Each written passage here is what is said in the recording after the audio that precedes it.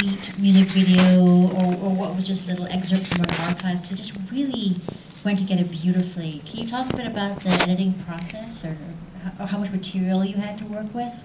Well, we have a ton of material. I mean, I've got so many 16 millimeter reels and reels and reels. Some of it couldn't be found, some of the outtakes, but for the most part we had everything.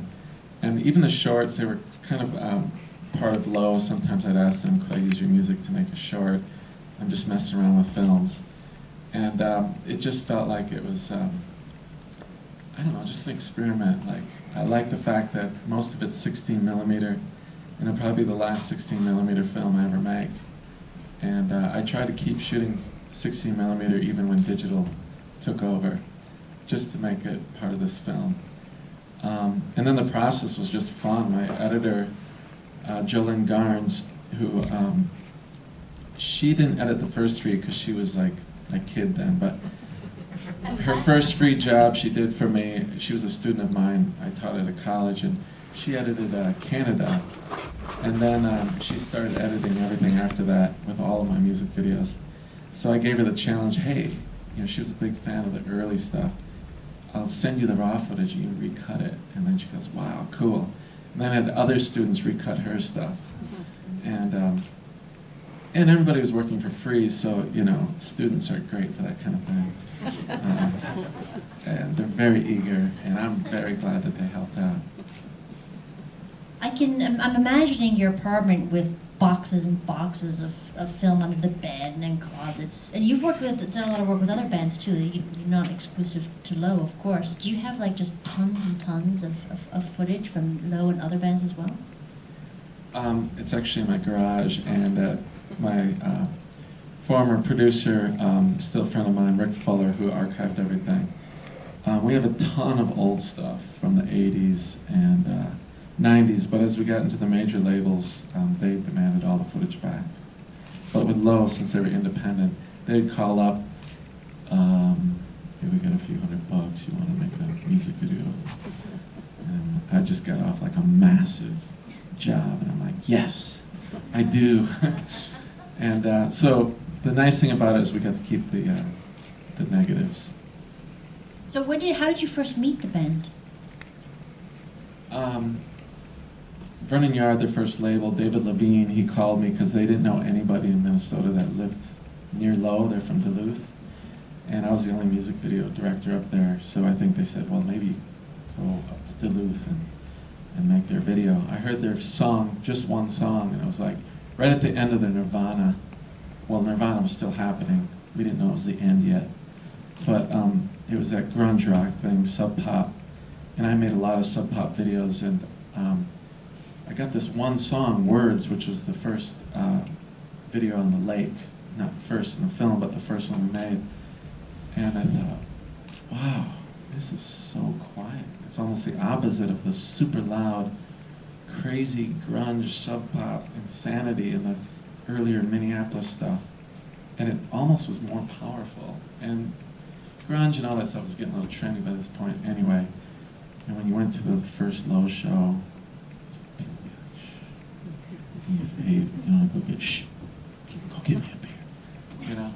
And it was incredible because it slowly started to build power. And so I was thinking, how could I make a video to that? And I wrote a bunch of ideas, and they're like, no, we don't like any of that.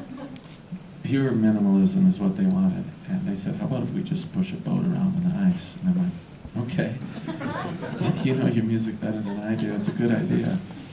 And so we shot that. I tried some really whack experimental film, and it got all fucked up and scratched, and the camera was freezing up, and everything went wrong. But it turned out to look really weird and odd, and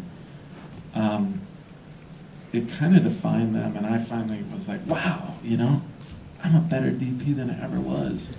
DP, director of photography. I used to shoot all my own videos. But it was because of the music. And I realized, what was that one film where there was a piece of trash blowing around? Remember that? I don't know. Yeah. It was just blowing around. And I would look at that, and I'd turn on a Low song, and I'm like, that's beautiful. And you could look at almost anything that's really minimal with low music, and it was really beautiful. And I'm like, wow, they did me a good favor with their music. Very cinematic music. So I tried to maintain that cinematic thing after that first video, not knowing I'd make more than 1, 2, 3, and so on.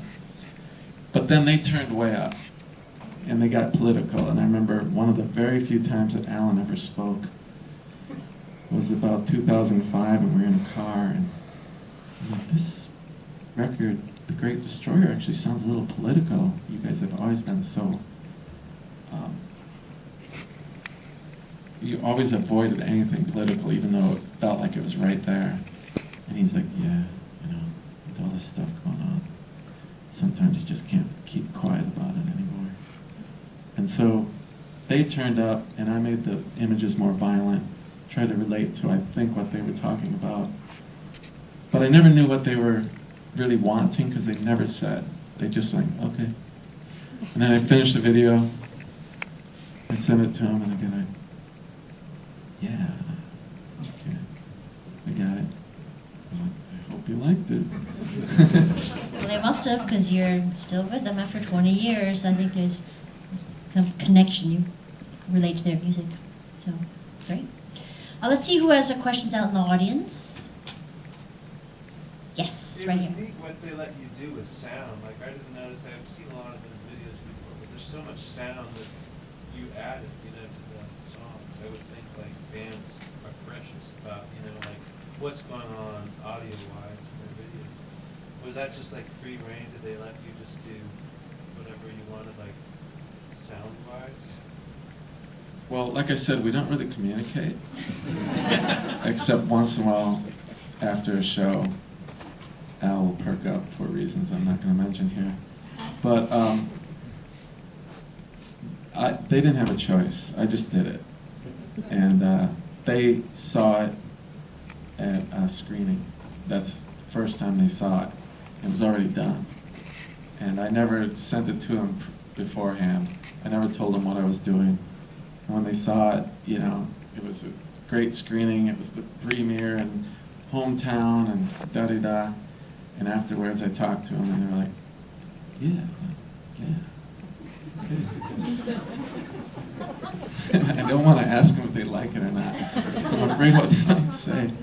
But I also edited a lot of their music down because the music videos were getting too long and the film's getting longer and longer. Some of their songs are 6 minutes long. So I just took, they won't say anything, so I just cut shit down and added sounds. And the sound thing, but the point to your question is the sound was a really big part of trying to weave this together and make it less like a compilation and more like the life of a band as you watch them get older. And I think the sound and the re-editing and the pulling footage from the old stuff that we didn't use or the videos we didn't finish was all part of trying to pull that all together to make a cohesive story about the band that isn't a documentary. Are you going to be able to release this on DVD or at some point? Would you add more additional footage? Yeah, we've got some extra stuff. We were just talking about that. And we've got some oddball material that didn't make the movie. And the other night I was showing it to a friend of mine, and I said, oh, by the way, I did Silver Rider, the one with the robot. I did it to the Robert Plant version. Robert Plant covered it, and he actually gave me that version for $1. Just very generous, I guess. But then my wife said, oh man, he doesn't sing it right. You know? That woman he's with her, she's not singing it right either, man. She used the low version. You'll ruin the film with the Robert Plant version. I'm like, but he's huge. Well, we ended up cutting it out, and then the robot also did some crazy things. He destroyed New York City, and then the editor was like, that's too much, you know? New York was on fire, and so I cut it, and then I showed it to my friend the other night, and he's like, why the hell isn't this in the movie? Jeez, it could have sold a lot more with Robert Plant's name on it. So, sorry that's a long answer, but yeah, there's a lot of extras. That'll help DVD sales for sure. Way in the back. So each of these survive on their own, in their own little stories. Was there any sort of surprising, you spoke about a theme or a narrative when stringing these all together. Was there anything that really surprised you when you finally did that you could share with us maybe? Well, one thing I was surprised by is we found a full take for the song Shame. It was just like the second take of the day. And the song went all the way through, and I was just doing a full take, and I would do another full take. And when we watched it, the raw footage, I was surprised, like, wow. You know, of course, when we made the music video, we cut it up because it's what we do. But I was really surprised that I liked the fact that it was just one continuous camera take that was never intended to be the full song in a movie. So I was pleasantly surprised by that. The other thing is, just watching it today, some of it's not quite intentional, other things are intentional, but themes would repeat themselves. And this is the third time I've seen the movie, but after that, the iPod Iraq thing, it was called Iraq, little I, big R at one point, but I dropped the title just because it's too obvious. And I'm thinking about them, and they're saying, you know, we got to speak up. You know, this is bullshit. What's going on in the world? And then I didn't realize like the church happens next, and I was thinking about George Bush's, you know, Christian war and all that. I'm like, yeah, I never noticed that before. Wasn't intentional, so I was surprised today by that. I was also surprised that when you combine the things, that it's actually a lot more violent than Low really is in some ways. I was like, man, that might be me, you know. I like really growing up, getting my start in punk rock with music videos. That's the attitude that I tend to fall towards, even if I'm making a pop music video. Try to slip a little of that in. But I was surprised by how that this actually is more violent than I could ever imagine Low would have been. But that one in the black and white punk interlude towards the beginning, that's really Low? That's them? Yeah, they did a joke show. They did all their songs as if they were the Misfits. And it was a Christmas show. Yeah, right here? I noticed an image in one of the earlier videos that I'd never really given much thought to, where the guy gets up from the chair and tries to join his wife in the picture. And I was wondering if there's any history to that image and them having chair kickers, because I never thought about what chair kickers was, and I was like, oh look, there's this hanging thing. I never thought about why they called it that when I saw that. Yeah, you pointed out that you caught that little clever thing. Chair kickers and that little drop of the chair was a little inside joke. But the image actually comes from a film that I stole it from. It was called The Little Shop on Main Street, a Czech film. And I don't want to give away the ending, but I think I just did. One of my favorite, I love these old early 60s foreign films, and Low is one of the chances I get to kind of play that role as a director and a cinematographer. That's my favorite era of filmmaking, and Low is one of the very few chances I get to try to use that influence in that particular shot as a direct ripoff. So. Yes. Can you talk about the logistics of filming that house demolition scene and how you managed not to hurt the band? Well, I actually didn't manage not to hurt the band. Mary, were you there? Yes, I was. Yes, so you remember. Well, the song was super fast. I was shooting at 96 frames a second, so the whole song, you play it fast and then it plays back, and then it becomes in sync. So the whole song lasted about 45 seconds each time. And so it's crazy because it was super loud and super crazy and low budget, and we didn't have stunt people. And at one point, I'm like, we're dropping a bed. And I don't know, were you the assistant director or did I screw it up? But we had these problems, and it's so loud, and these people were holding this bed up above my head, and I was on a scaffolding, and they're on the upper layer of the scaffolding, And I said to Al, right when you finish this certain lyric, you're going to back away because it's the guitar, and the bed's going to come down and hit you right where you were standing. He's like, good, yeah, I got it. And I said to these guys, what did I say? When I say throw, you throw it. But there was another word like no or go or something like that, or roll maybe even. And we yelled it out and they heard throw, and they just threw it. And it fell, and Al jumped out of the way, but it clipped his shoulder and it hurt him quite bad. And there was some great outtakes, but my producer destroyed them because he thought we were going to get sued. He was very but that one, yeah, so that's how we did that. Everybody was throwing stuff, and it was all insane for 45 seconds each take. It was so dangerous. And he got hit. All right, we have time for a couple more questions, if there are any. If it's one standing, will be.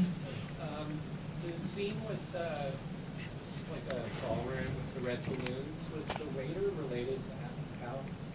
Yes, that's his father. There's a lot of family members in this, as you maybe saw in the credits. We get free casting that way. And there was another question around here, yeah. I didn't quite know what we were going to see, and so I thought maybe this was the low version of I'm Trying to Break Your Heart. And there isn't any of that. Have you had that kind of relationship with them? Are people, do they have access to them? It sounds like you have kind of one-word communication with them. Well, I don't know the movie you're referring to. That's that Wilco Yeah. thing, right? But you mean like a documentary? Yeah. Yeah. Well, I've never shot documentary of them, so I just don't have that. And I'm always shooting 16. It doesn't really work out very well for documentary. We shot that intro. The very last thing we shot was that intro, and that's as documentary as we get. And I hope it's not deceiving in the trailer, because I see the trailer, I'm thinking, doesn't it look like we're going to dissect the filmmaking process? But that's it. I just don't have any documentary. Well, watching your film is a wonderful experience. I'm glad it's not documentary. Ruin it. Oh, can I give away a couple posters? Oh yeah, yes, yes. You have a trivia contest. Yes. Yes. I brought a couple handmade posters, so if anybody wants to try to answer these questions, please raise your hand. All right? These posters are really awesome, by the way. Question number one, what was the name of Alan Sparhawk's band before Love? Black Snakes? No? Anyone else want to take a guess? All right, that was a tough one. Zen Identity. It was a metal band. Okay, what was the name of the first bass player of Love? John Nichols? You're correct. You get one of two posters that I'm giving away tonight. Question number 3 for poster number 2. How long was the song, the performance of the song that Loeb played at the Walker Arts Center, Rock the Garden? Half hour? You're very close. Do you want to try to get a little closer? 36 You're getting colder. 27 is very close. It's even closer. 28, 22. All right, I will give 2 more posters away to the gentleman who said 30 and the lady who said 27. I'm sorry, 28 was really close too, but I only have 3 posters. Thank you. Thanks, everyone.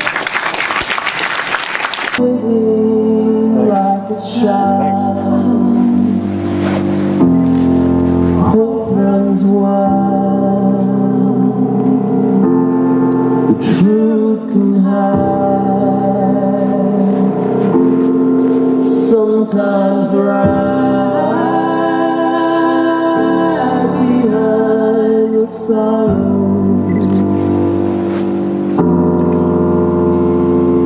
I see beyond the smile, cheap light. I'm not blind. Suicide still, I'll be here tomorrow. So leave it alone. Dogs come home. Even the storm finds a place within the hollow.